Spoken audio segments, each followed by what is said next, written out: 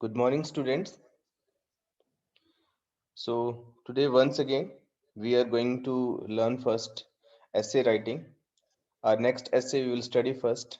That is a toy I have held on to all these years. This essay we are going to study today. So, without wasting, let's start the class. A toy I have held on to all these years means author कहता है कि एक ऐसा toy जो उस समय उन दिनों में उस सालों में मैंने हमेशा अपने पास रखा. Basically, author is talking about his childhood time. So, author अपने childhood के time के बारे में बता रहा है. Now, let's read the essay. All children are fond of toys. सभी children toys के fond होते हैं, शौकीन होते हैं. And find it difficult to part with them. और अपने आप को से जुदा नहीं कर पाते, उन टॉय से अलग नहीं कर पाते अपने आप को. However, फिर भी as the time passes, they outgrow the toys and engage themselves in other activities. परंतु जैसे जैसे टाइम पास होता है वो बड़े होते हैं, वो उन टॉयज के लिए बड़े हो जाते हैं, यानी कि वो उन टॉयज के साथ अब नहीं खेलते, वो कुछ और एक्टिविटीज में इंगेज हो जाते हैं, बिजी हो जाते हैं. I have been very attached to a toy which I have held on to all these years. A toy that is that's clown with a wide grin on his face. तो उत्तर कहता है कि मेरे पास एक ऐसा टॉय था उस समय जिससे मैं कभी भी उसको अपने आप से दूर नहीं कर पाया. मैं उसको हमेशा अपने पास रखता था. वो था एक clone. Sorry, that's called clone. वो था एक क्लोन. वो क्लोन के फेस पे हमेशा एक ग्रीन रहती थी. ग्रीन का मतलब एक स्माइल रहती थी, right. My toy clone that I named Goldie. मेरे टोए का नाम, मेरे क्लोन का नाम, क्लोन एक्चुअली जैसे हम सर्कस में देखते हैं ना कि एक जोकर होता है, तो उसको बोलते हैं हम क्लोन. इसको हम हिंदी में बोल सकते हैं मस्खरा, यानी कि हंसाने वाला कोई person. So my clone that I named Goldie still sits in the corner of my dressers, wearing a colorful nylon costume with a white ruffle around his neck. तो मेरा जो क्लोन था वो, उसका नाम मैंने गोल्डी दिया हुआ था, और जो जहाँ पे मेरा ड्रेसिंग रूम था वहाँ पे वो हमेशा बैठा रहता था. उसके जो कॉस्ट्यूम होते थे वो नायलॉन के थे, और उसके रफल भी होता था उसके गर्दन के पास एक. He has bright blue eyes. जो उसकी आईज थी वो ब्राइट ब्लू थी. Golden hair and a long red nose. और उसके जो हेयर थे वो गोल्डन थे, और उसकी जो नोज थी वो लॉन्ग थी और रेड थी. जैसे एक मस्करे की होती है, एक जोकर की होती है, एक हंसाने वाले की होती है. Goldie has been my best friend. तो फिर उत्तर कहता है कि गोल्डी जो था, वो टोय जो था, वो मेरा बेस्ट फ्रेंड था. Ever since I got him on my second birthday. तो यहाँ पे वो बता रहा है कि उस क्लोन को मुझे सेकंड बर्थडे में मुझे वो एज ए गिफ्ट मिला था, और तब से वो मेरा बेस्ट फ्रेंड है. तब से मैंने उसको अपने पास ही रखा सेकंड बर्थडे से. तो ऑथर बताना चाह रहा है कि जब वो बिल्कुल छोटा था तब उसको वो एज ए गिफ्ट मिला. Next. Goldie has always been there for me since I had no siblings to play और फाइट विद.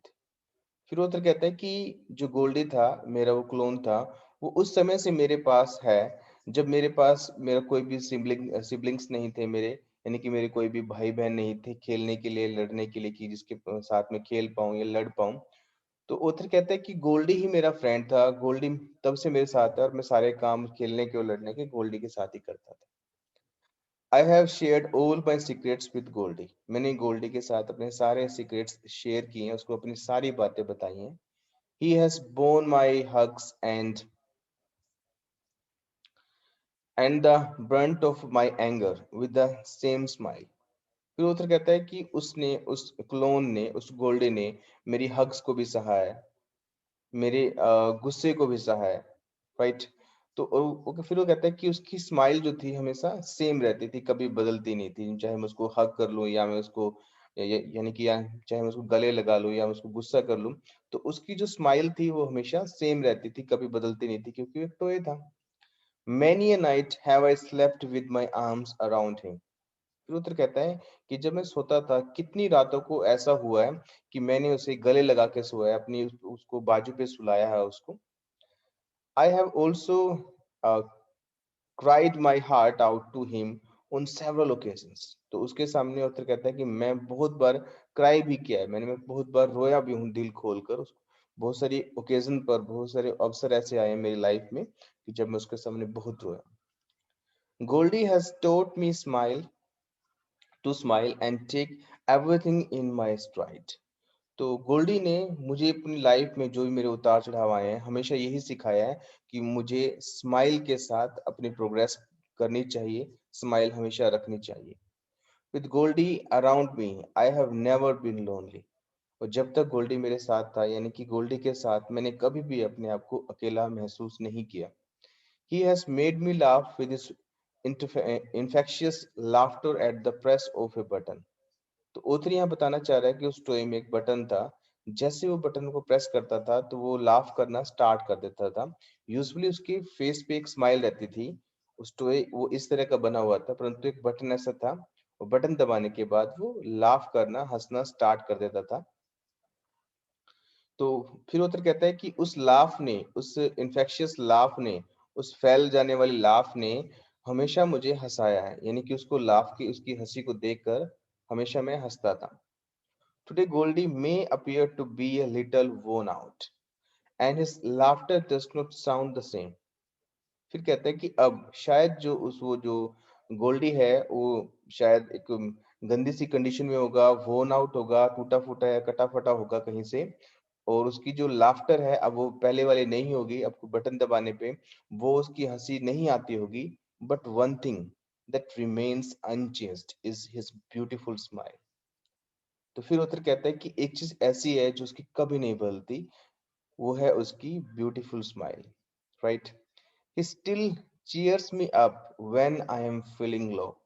फिर उत्तर कहता है कि जब मैं लो फील करता हूँ, जब मैं उदासी महसूस करता हूँ, तो वो मुझे चीयर अप करती है, उसकी जो स्माइल है वो मुझे हौसला देती है। His deep blue eyes seem to understand me। और ऐसा लगता है कि उसकी जो डीप ब्लू आईज हैं वो मुझे समझती हैं। The deep bond of friendship that exists between us is my most valuable possessions। तो फिर उत्तर कहता है कि जो उसके और मेरे बीच में, उस टोए, उस गोल्डी के बीच में जो हमारे बीच में एक फ्रेंडशिप है, वो मेरी सबसे वैल्यूएबल पोजेशन है, सबसे बढ़िया अधिकार है मेरा। Right. So this is all about this essay, student, right? So basically you can understand that author has told about a toy that name was Goldie, and he told us when he got that toy, and what is the like introduction of the toy, and like we can say how does he look, and what is his hair, and like about a smile and about the pressing button. So he told us each and everything. So even he told us how that toy helped us. So basically we have to write in this way about anything. I think like a complete idea you have got it, like how to write an essay, right? So if such type of essay comes in your examination, so you need to write in this way. Clear? So this essay you have to learn and you have to do practice in your practice notebook. Now let's come on the next chapter, that is adverbs. This chapter we are going to study next.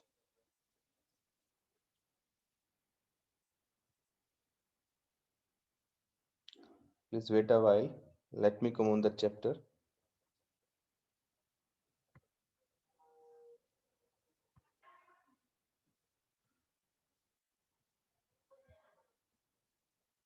Yes.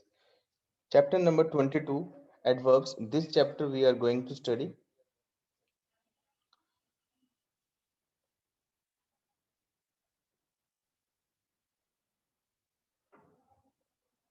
Okay. So adverbs. An adverb is a word that adds something to the meaning of a verb, an adjective and or another adverb.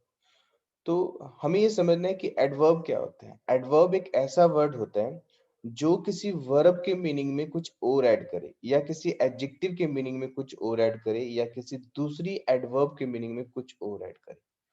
और simply हम इसको समझ सकते हैं कि ऐसा word, English के sentence का ऐसा वर्ड जो किसी वर्ब के बारे में कुछ और एक्स्ट्रा इंफॉर्मेशन दे, एडजेक्टिव के बारे में एक्स्ट्रा इंफॉर्मेशन दे, या किसी और एडवर्ब के बारे में एक्स्ट्रा इंफॉर्मेशन दे, उस वर्ड को बोलते हैं हम adverb, right? Like look at these sentences. They worked silently, तो हमने यहाँ लिखा है दे वर्कड साइलेंटली। अगर मैं साइलेंटली को हटा दूं तो हमारा सेंटेंस क्या बनेगा? दे वर्कड, उन्होंने काम किया। अब मैं कहता हूं दे वर्कड साइलेंटली, उन्होंने चुपचाप काम किया, साइलेंटली काम किया। तो ये साइलेंटली है, ये किसके बारे में एक्स्ट्रा इंफॉर्मेशन दे रहा है? दे वर्कड यानी कि दे के बारे में या उनके काम करने के बारे में। दे वर्कड साइलेंटली, उन्होंने चुपचाप काम किया। तो साइलेंटली किसके बारे में? दे के बारे में एक्स्ट्रा इंफॉर्मेशन नहीं दे रहा, उसके काम करने के बारे में एक्स्ट्रा इंफॉर्मेशन दे रहा है। तो काम करना क्या है? यानी कि वर्क क्या है? यहाँ पे वर्ब है। तो ऐसा वर्ड जो वर्ब के बारे में एक्स्ट्रा इंफॉर्मेशन दे, उसको हम बोलते हैं एडवर्ब। तो साइलेंटली क्या है? यहाँ पे एडवर्ब है। Next, the test began yesterday. जो टेस्ट हैं हमारे, वो यस्टरडे को शुरू हुए। तो ये जो यस्टरडे वर्ड है, ये किसके बारे में एक्स्ट्रा इंफॉर्मेशन दे रहा है? टेस्ट्स के बारे में या शुरू होने के बारे में? तो शुरू होने के बारे में एक्स्ट्रा इंफॉर्मेशन दे रहा है। तो बिगेन क्या है? यहाँ पे वर्ब है, वर्ब के बारे में एक्स्ट्रा इंफॉर्मेशन देता है, उस वर्ड को हम क्या बोलते हैं? एडवर्ब बोलते हैं, right? Next, Vivek is very handsome. Vivek is very handsome, तो यह विवेक क्या है? एक नाम है, सब्जेक्ट है, और हैंडसम क्या है? उसके बारे में एडजेक्टिव है, एक्स्ट्रा इंफॉर्मेशन दे रहा है। तो ये वेरी क्या है? वेरी यहाँ हैंडसम को क्वालिफाई कर रहा है, हैंडसम के बारे में एक्स्ट्रा इंफॉर्मेशन दे रहा है। अगर मैं वेरी ना लिखूं तो हमारा सेंटेंस क्या बनेगा? Vivek is handsome. Vivek is handsome, Vivek क्या है? एक हैंडसम पर्सन है। तो हैंडसम क्या है? एडजेक्टिव है। अब मैं कहता हूँ विवेक इज वेरी हैंडसम। अब वेरी किसके बारे में एक्स्ट्रा इंफॉर्मेशन दे रहा है? विवेक के बारे में नहीं दे रहा, हैंडसम के बारे में एक्स्ट्रा इंफॉर्मेशन दे रहा है। हैंडसम क्या है? यहाँ पे एडजेक्टिव है। एडजेक्टिव के बारे में ऐसा वर्ड जो क्वालिफाई करे एडजेक्टिव को, एक्स्ट्रा इंफॉर्मेशन दे, उसको बोलते हैं adverb. Next, the child runs quite fast. अब यहाँ पे जो फास्ट वर्ड है वो एडवर्ब है, क्योंकि वो रन्स करने के बारे में, दौड़ने के बारे में एक्स्ट्रा इंफॉर्मेशन दे रहा है। अब फिर मैं ये कह रहा हूँ कि क्वाइट फास्ट, बहुत तेज। तो क्वाइट यहाँ पे किसके बारे में मीनिंग को ऐड कर रहा है? वो फास्ट के मीनिंग को ऐड कर रहा है। फास्ट क्या है? हमारे एडवर्ब है। तो ऐसा वर्ड जो एडवर्ब के बारे में एक्स्ट्रा इंफॉर्मेशन ऐड करे, उसके मीनिंग को में कुछ ऐड करे, उसको भी हम एडवर्ब बोलते हैं, राइट? तो ये सारे वर्ड्स क्या हैं? Adverbs. So basically we can understand an adverb is a word that adds something to the meaning of a verb, an adjective or another adverbs. That is called adverb, right? The words printed in bold letters are adverbs. In the first two sentences, they add something to the meaning of the verb. Worked silently, began yesterday. In sentence 3, the word handsome is the adjective and very adds something to it. In sentence 4, the word fast is an adverb. The quite adds something to it. Same thing I have told you, right? Next, kinds of adverbs. Here we have to understand the types of adverbs. Kinds of adverbs, the main kinds of adverbs can be shown diagrammatically as below.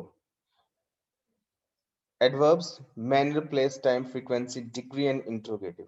So basically 6 type of adverbs are there. First is manner, place, then third is time, and fourth frequency, then degree and interrogative.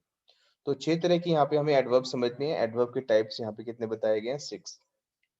First is that adverbs of manner. Manner का मतलब होता है तरीका। An adverb of manner tells how or in what manner an action is done. तो ऐसा word जो adverb हो और हमें ये बताए कि कोई काम कैसे होता है, तरीका बताए, उसका मैनर बताए, तो उसको बोलते हैं एडवर्ब ऑफ मैनर। जैसे कि the child jumped carefully, child ने जंप किया। अब चाइल्ड ने कैसे जंप किया? केयरफुली। अभी केयरफुली है, ये एडवर्ब मैनर है, क्योंकि वो उसके जंप करने के तरीके को बता रहा है कि उसने केयरफुली जंप किया। So this is called adverb manner. The student worked hard, तो हार्ड क्या है यहाँ पे? Adverb manner. स्टूडेंट ने हार्ड वर्क किया, तो कि कैसे उसने काम किया? हार्ड किया। So such a word which tells how or in a what manner an action is done, that is called adverbs of manner. It's a very simple. An adverb of manner answer the question how. अगर हम how से question करते हैं, यानी कि कैसे से question करते हैं, जो आंसर निकलता है वो adverb of manner होता है। Next, adverbs of place. An adverb of place tells where or at what place an action is done. तो जिस वर्ड से हमें ये पता लगे कि कोई काम कहाँ पर हुआ, वो एडवर्ब हो, तो वो क्या होगा? Adverb place. यानी कि वो प्लेस को डिनोट करता है, किसी स्थान के बारे में बताता है। जैसे कि I shall wait for you outside, मैं तुम्हारा वेट करूंगा। कहाँ करूंगा? Outside. All the boxes are lying here, सभी बॉक्स यहाँ पे रखे हुए हैं। कहाँ पे रखे हुए हैं? हियर। तो हियर एंड आउटसाइड क्या है? Adverbs of place. An adverb of place answer the questions where. Clear? Next point, adverbs of time. An adverb of time tells when or at what time an action is done. We shall play the match today. The program is going to begin soon.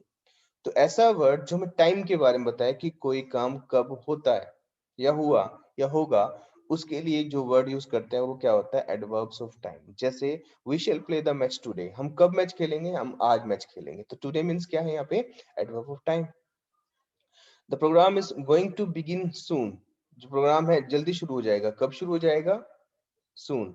तो सून today क्या है? हमें time को बता रहे हैं।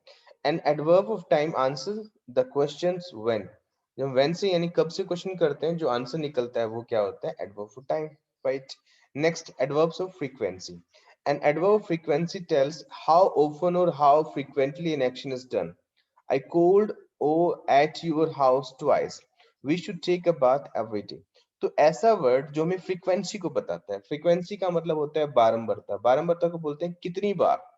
तो ऐसा वर्ड जो हमें ये बताए कि कोई काम कितनी बार हुआ, एक बार हुआ, दो बार हुआ, 5 बार हुआ, 10 बार हुआ, हर रोज हुआ, तो वो जो वर्ड होता है वो क्या होता है? Adverb of frequency. जैसे I called at your house twice.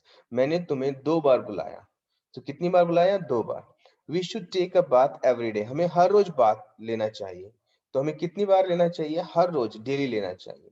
तो ऐसा वर्ड जो फ्रीक्वेंसी को बताता है किसी काम के होने की, उसको बोलते हैं adverb of frequency. Right. N adverb of frequency answers the question how often. How often मतलब कितनी बार। हाउ ऑफन से अगर हम क्वेश्चन करते हैं, जो आंसर निकलता है वो एडवर्ब फ्रीक्वेंसी होता है। Next, adverbs of degree. An adverb of degree answers the question how much or in what degree or to what extent. जब हम किसी बात को ये बताएं कि वो काम कितना हुआ, कितने को जब हम डिनोट करते हैं, तो वो क्या होता है? एडवर्ब्स ऑफ डिग्री होते हैं। जैसे मैं कहता हूँ I know the fact completely, मैं फैक्ट को जानता हूँ। कितना जानता हूँ? कंप्लीटली, पूरी तरह जानता हूँ। तो मैं वहां पे मात्रा को बता रहा हूँ, वहां डिग्री को बता रहा हूँ। The hole is totally full, जो होल है वो टोटली फुल है। वो कितना फुल है? टोटली, पूरी तरह फुल है। तो यहाँ पे मैं उसकी डिग्री को बता रहा हूँ, मात्रा को बता रहा हूँ। तो ये क्या होता है? Adverbs of degree. An adverb of degree answer the question how much or in what degree. Right. Next, interrogative adverbs. An interrogative adverbs is used to ask a question. ऐसे एडवर्ब्स जो क्वेश्चन पूछने के लिए काम आते हैं उनको बोलते हैं interrogative adverbs. Like when, where, how and why. So ये क्या है? हमारे इंट्रोगेटिव एडवर्ब्स हैं। Let's recap. Interrogative adverbs are used to ask question about manner, place, time, frequency, degree, quantity and reason. जो interrogative adverbs होती हैं वो basically manner पूछने काम आती हैं, या place या time, frequency, degree, quantity या फिर reason को पूछने के लिए काम आती हैं। जैसे how do you go to school, यहाँ पे manner पूछ रहे हैं तो how word यूज किया, तो how क्या है? interrogative adverb है। Where do you park your car, तो place के बारे में पूछ रहे हैं तो where क्या है? यहाँ पे interrogative adverb है। When do you go to sleep usually, तो when यूज कर रहे हैं, टाइम के बारे में पूछ रहे हैं, तो यहाँ पे ये क्या है? एडवर्ब इंट्रोगेटिव है। How often do you visit your dentist, तो how often यूज कर रहे हैं, फ्रीक्वेंसी को पूछ रहे हैं, तो ये भी इंट्रोगेटिव एडवर्ब है।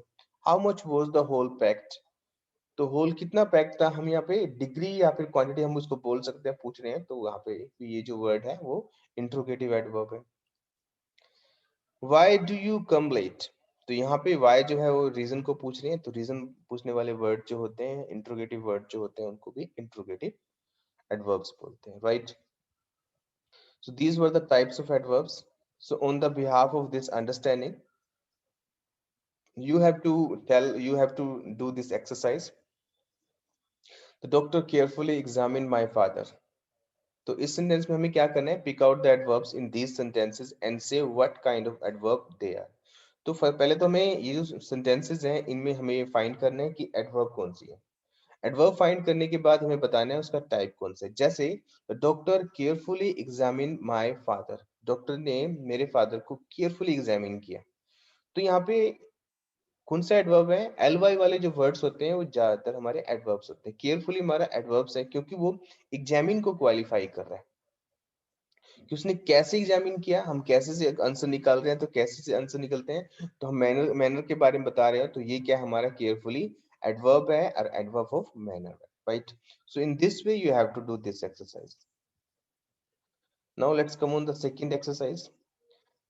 Pick out the adverbs in this passage and say what kind of adverb they are. When was the first telescope made? पहला टेलीस्कोप कब बना था? तो when we have putting the question, so for the time we have put this, so that's why we can say that it is the interrogative adverb. So in this way you have to do this exercise. Now let's talk about the next point, adjectives and adverbs. Let us remember that an adjectives add to the meaning of a noun, and adverb adds to the meaning of a verb, and adjectives and another adverbs. तो हमें इस बात का ध्यान रखना है, जो हमारा एडजेक्टिव वर्ड होता है वो किसी नाउन के बारे में एक्स्ट्रा इंफॉर्मेशन देता है, नाउन के मीनिंग में कुछ ऐड करता है। और जो हमारा एडवर्ब होता है वो किसी वर्ब, एडजेक्टिव या किसी और एडवर्ब के मीनिंग में कुछ ऐड करता है, राइट? जैसे कि we should go for walk daily, तो डेली वर्ड है वो एडवर्ब है। क्यों? क्योंकि वो जाने के बारे में, हर रोज जाने के बारे में एक्स्ट्रा इंफॉर्मेशन ऐड कर रहा है, वो वर्ब के बारे में एक्स्ट्रा इंफॉर्मेशन ऐड कर रहा है। डेली क्या है यहाँ पे? यहाँ पे एडवर्ब है, right? Adverbs add to the meaning of the should go. At Meerut the train gets crowded with daily passengers. Adjectives add to the meaning of passengers. तो हमें यहाँ पे बताया गया है जो डेली है यहाँ पे पैसेंजर्स के लिए यूज किया गया है। डेली पैसेंजर्स, वो बता रहा है किस तरह के पैसेंजर्स हैं, वो डेली जाने वाले पैसेंजर्स हैं। तो डेली वर्ड है यहाँ पे वो हमारा क्या है? एडजेक्टिव्स है। तो किसी भी वर्ड की यूज के हिसाब से हम आइडेंटिफाई करते हैं कि उसका टाइप कौन सा है। कोई भी वर्ड फिक्स नहीं होता, उसके यूज के हिसाब से, उनके यूजेस के हिसाब से हम जज कर पाते हैं कि वो वर्ड एडजेक्टिव की तरह यूज हुआ है या एडवर्ब की तरह यूज हुआ है। तो यहाँ पे जो डेली वर्ड है वो पैसेंजर्स को क्वालिफाई कर रहा है, बता रहा है किस तरह के पैसेंजर्स, डेली पैसेंजर्स। तो यहाँ पे जो डेली वर्ड यूज किया गया है वो जाने के बारे में यूज किया गया, जाना होता है। वर्ब, वर्ब के बारे में एक्स्ट्रा इंफॉर्मेशन ऐड करने वाले वर्ड को हम बोलते हैं एडवर्ब। तो डेली एक सेंटेंस में एडवर्ब की तरह यूज हुआ है, दूसरे सेंटेंस में एडजेक्टिव की तरह यूज हुआ है। Exercise number 3. Say whether the underlined words have been used as an adjective or an adverb for oral practice. आपने oral practice के लिए यहाँ बताना है कि जो words use किए गए हैं वो जो words हैं वो adjectives की तरह हैं या adverbs की तरह हैं। जैसे a fast driver often causes accidents. तो फास्ट ड्राइवर, और ड्राइवर किस तरह का है? फास्ट कहीं अंडरलाइन किया गया तो हमें बताना है कि फास्ट वर्ड क्या है, एडजेक्टिव्स है या एडवर्ब है। तो एडजेक्टिव है, why? Because because it is qualifying the driver word, qualify कर रहा है ड्राइवर को, तो ये फास्ट क्या है? यहाँ पे एडजेक्टिव है। Next, the car was running very fast, तो फास्ट वर्ड क्या है यहाँ पे? एडवर्ब है, क्योंकि वो उसके दौड़ने के बारे में एक्स्ट्रा इंफॉर्मेशन ऐड कर रहा है। दौड़ना एक वर्ब होते हैं। तो इस तरह हमें आइडेंटिफाई कर दें whether these are adjectives or adverbs. Now let's talk about the formation of adverbs of manner. Adverbs of manner की हम formation कैसे करते हैं, बनावट कैसे करते हैं, कैसे बनाते हैं? Mostly adverbs of the manner end in ly. They are formed by adding ly to the adjectives like light, lightly, smart, smartly. तो क्या करते हैं, ज्यादातर हम क्या करते हैं, एडजेक्टिव से हम एल वाई ऐड कर कर उसको एडवर्ब बना देते हैं। जैसे लाइट एक एडजेक्टिव है, लाइटली क्या होता है? वहां पे एडवर्ब होता है। स्मार्ट एक एडजेक्टिव है और स्मार्टली क्या होता है? वहां पे एडवर्ब होता है। तो एल वाई ऐड करके हम किसी भी एडजेक्टिव को उसको हम एडवर्ब में कन्वर्ट कर देते हैं। Words ending in E, drop E, add L Y. Simple, simply, gentle, gently. तो जो वर्ड ई पे एंड होता है वो एडजेक्टिव हो, उसको एडवर्ब बनाना हो तो ई को ड्रॉप कर दो, एल वाई वहां पे लिखो। जैसे simple, simply, gentle, gently. But sure, surely, entire, entirely, extreme, extremely. कुछ ऐसे वर्ड्स भी होते हैं जो एक्सेप्शनल्स होते हैं, जो रूल से अलग चलते हैं। वो जैसे क्या है? श्योर है, श्योर में ई नहीं हटाया, श्योरली बन गया। इंटायर में ई नहीं हटाया, इंटायरली बन गया। एक्सट्रीम में ई नहीं हटाया, एक्सट्रीमली बन गया। तो ये वर्ड्स भी होते हैं। Words ending in Y, drop Y add I L Y, जो वाई पे एंड होते हैं उसमें वाई हटा के आई एल वाई हमने फिल करना होता है, जैसे heavy heavily, noisy noisily, right. Words ending in L adds L Y, general generally, usual usually, right. तो एल पे एंडिंग होने वाले जो वर्ड्स होते हैं उसमें हम एल वाई ऐड करते हैं। The adverbs form of good is well, तो good हमारा adjectives होता है और जो well होता है हमारा adverb होता है। Exercise 4 from adverbs from the adjectives given below, fill in the blanks with the adverbs you have formed।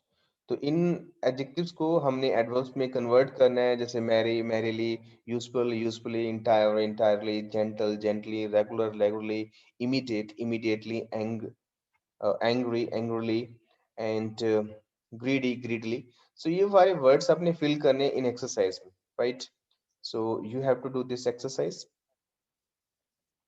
Come on the next point, positions of adverbs। Adverbs of manner, place and time are placed after the verb if the adverb is intransitive, then after the object, and if the verb is transitive। तो हमें यहाँ पे समझना है कि adverbs को sentence के अंदर कहाँ लिखते हैं। अगर हमारी एडवर्ब्स मैनर, प्लेस या टाइम हो, मैनर, प्लेस या टाइम हो, इस तीन तरह की अगर एडवर्ब्स हो तो उनको हमें वर्ब्स के बाद लिखना होता है, परंतु अगर वर्ब के बाद कोई ऑब्जेक्ट आ जाता है तो फिर ऑब्जेक्ट के बाद लिखना होता है, राइट। कौन कौन सी मैनर, प्लेस और टाइम को, जैसे द चाइल्ड क्राइड बिटरली, अब क्राइड के बाद कोई ऑब्जेक्ट नहीं है तो हमने बिटरली को क्राइड के बाद लिख दिया। वी प्लेड क्रिकेट, अब प्लेड के बाद ऑब्जेक्ट आ गया क्रिकेट, तो अब जो एडवर्ब लिखेंगे वो क्रिकेट के बाद लिख देंगे। They held a meeting there, तो देयर यहाँ पे मीटिंग आ गया, उससे पहले जो ऑब्जेक्ट है तो ऑब्जेक्ट के बाद लिख दिया हमने। For emphasis, adverbs of time may also be placed in the beginning of the sentence। कभी कभी emphasis करने के लिए उस टाइम पे जोर देने के लिए, उसको हाईलाइट करने के लिए हम क्या करते हैं, adverbs of time को स्टार्टिंग में भी लिख देते हैं। जैसे yesterday we went to the zoo, हम ऐसे ही बोलते हैं we went to the zoo yesterday। Now we will play an interesting game, we can say that we will play an interesting game now। So if you want to emphasize on the time, then we can use these type of adverbs, basically adverbs of time we can use in the starting of the sentence। Third point, adverbs of frequency. Frequency मतलब जो बारंबारता को बताते हैं, जैसे always, never, seldom etcetera. Adverbs of degree, almost, nearly, just, quite etcetera. And sometimes adverbs of manner are placed between the subject and the verb if the verb consists of one word, and after the first word if the verb consists of more than one word। तो यहाँ पे ये बताया गया है कि जो adverbs of frequency होती हैं और एडवर्ब्स ऑफ डिग्री होती हैं, ये दोनों तो पक्का, और कभी कभी एडवर्ब मैनर हम वर्ब से पहले फिल करते हैं, जैसे the postman never brings the letters in the time. तो नेवर क्या है, एडवर्ब फ्रीक्वेंसी है, बारंबारता को बता रहा है कितनी बार वो लेटर लाता है, तो हमने उसको वर्ब से पहले फिल करते हैं। I quite agree with you, तो ये डिग्री बता रहा है, अग्री क्वाइट, तो यहाँ पे हम इसको वर्ब से पहले फिल करते हैं। The teacher gently encouraged him to, भी कोई एडवर्ब मैनर है, इसको भी हमने पहले फिल कर दिया। I have twice changed my house, तो ट्वाइस है एडवर्ब फ्रीक्वेंसी है, परंतु यहाँ पे दो वर्ब है। तो यहाँ पे ये बताया गया है कि अगर एक वर्ब हो सेंटेंस के अंदर तो उससे पहले लगाने हैं एडवर्ब फ्रीक्वेंसी को, डिग्री को और कभी कभी मैनर को। अगर दो वर्ब हो तो पहले के बाद लगाना है, right. It's quite simple rule. Next, when an adverb modify an adjective or another adverb, it's placed before the adjectives or the adverb। जब कभी एडवर्ब किसी वर्ब के किसी एडजेक्टिव के बारे में या फिर किसी दूसरी एडवर्ब के बारे में एक्स्ट्रा इंफॉर्मेशन दे, उसको क्वालिफाई करें, उस कंडीशन में हमने जो वो एडवर्ब लिखेंगे वो उससे पहले लिखेंगे। जैसे रुचिका इज वेरी ब्यूटीफुल, तो वेरी है वो ब्यूटीफुल के बारे में एक्स्ट्रा इंफॉर्मेशन दे रहा है, तो ब्यूटीफुल क्या है, एक एडजेक्टिव है, तो वेरी को उससे पहले लिखेंगे। She could answer all the questions quite easily, तो इजली एक हमारा एडवर्ब्स है, क्वाइट उसके बारे में एक्स्ट्रा इंफॉर्मेशन दे रहा है, तो हमने उससे पहले लिखेंगे। अगर कोई एडवर्ब किसी एडजेक्टिव्स को या फिर किसी एडवर्ब्स को क्वालिफाई करता है, एक्स्ट्रा इंफॉर्मेशन देता है, तो उसको हम उससे पहले लिखते हैं, right. On the behalf of this understanding, dear students, insert the given adverbs in their normal position. So इनको इनकी नॉर्मल पोजीशन में लिखना है आपने, सेंटेंस में फिल करना है कि ये एडवर्ब्स कहाँ पे फिल होंगी, कहाँ पे इनकी पोजीशन सही होंगी, right. So this is all about this chapter। Comparison of adverbs. Now this next chapter, it's very easy, and within 5 minutes we will be able to complete this. Let's understand this. Comparison of adverbs. Adverbs को हम comparison के लिए भी use करते हैं, यानी कि तुलना करने के लिए किसी चीज से. जैसे Sudhir walked slowly. Sunil walked more slowly than Sudhir. Sushil walked most slowly of them all. तो एडवर्ब्स की भी 3 डिग्री होती हैं, जैसे पॉजिटिव, कंपैरेटिव एंड सुपरलेटिव. जब हमने एडवर्ब्स को किसी को क्वालिफाई करने के लिए यूज करना है, परंतु किसी तुलना नहीं करनी, तो हम पॉजिटिव डिग्री यूज करते हैं. जैसे सुधीर वॉक्ड स्लोली, तो हम बता रहे हैं कि सुधीर ना चलता है स्लोली. बस हम किसी तुलना नहीं करते कि सुधीर उससे स्लोली चलता है या उससे कम स्लोली चलता है या ज्यादा स्लोली चलता है. हम तुलना नहीं कर रहे. तो जब हम किसी की कंपेयर नहीं करते, in that condition we use positive degree. But whenever we compare to someone with someone, so in that condition we need to use the comparative degree, right? But when we compare one thing with the more than one things, we use the superlative degree, right? Like हम यहाँ पे किसी की तुलना नहीं कर रहे हैं, हमने यहाँ पे पॉजिटिव डिग्री यूज की है. यहाँ पे तुलना कर रहे हैं, तो यहाँ पे हमने कंपैरेटिव, और उसके बाद तुलना भी कर रहे हैं परंतु एक पर्सन की सभी से, तो वहाँ पे superlative degree, right? Rupali reached early. Ritu reached earlier than Rupali. Shalini reached earliest of all. तो हमने ये कहा कि रूपाली जल्दी पहुंची थी. फिर हमने कहा रितु थी ना, वो रूपाली से जल्दी पहुंची थी. और फिर हमने कहा शालिनी है, वो सबसे जल्दी पहुंची थी.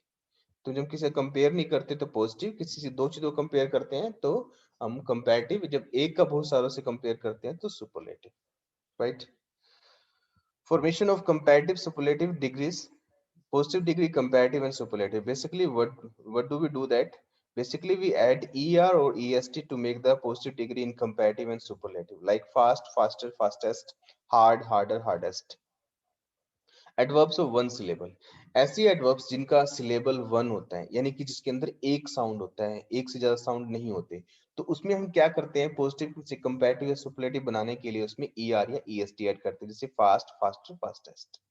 फास्ट एक ही सिलेबल है, हार्ड एक ही साउंड है, लॉन्ग एक ही साउंड है, लाउड एक ही साउंड है, नियर एक ही साउंड है, सून एक ही साउंड है, राइट? जैसे हम बोलते हैं कि ब्यूटीफुल, तो यहाँ पे एक साउंड नहीं है, एक सिलेबल नहीं है, तो वो एक से ज्यादा सिलेबल हो गए. इन सारे वर्ड्स में एक ही सिलेबल है.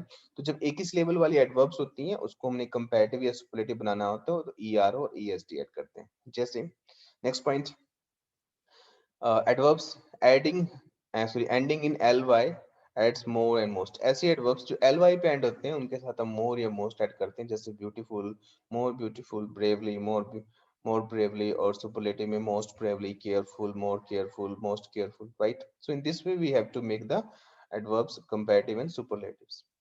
Some adverbs from the degree of comparison in an irregular way. कुछ adverbs ऐसी होती हैं जो जिनकी comparative and superlative बिल्कुल अलग होती हैं. जैसे far, farther, farthest, ill or badly, worse, worst, late, later, latest and last, little, less, least, much, more, most, well, better, best, right? So on the behalf of this understanding, you have to do this exercise. Fill in the blanks with the positive, comparative and superlative degrees of the adverbs given in the brackets.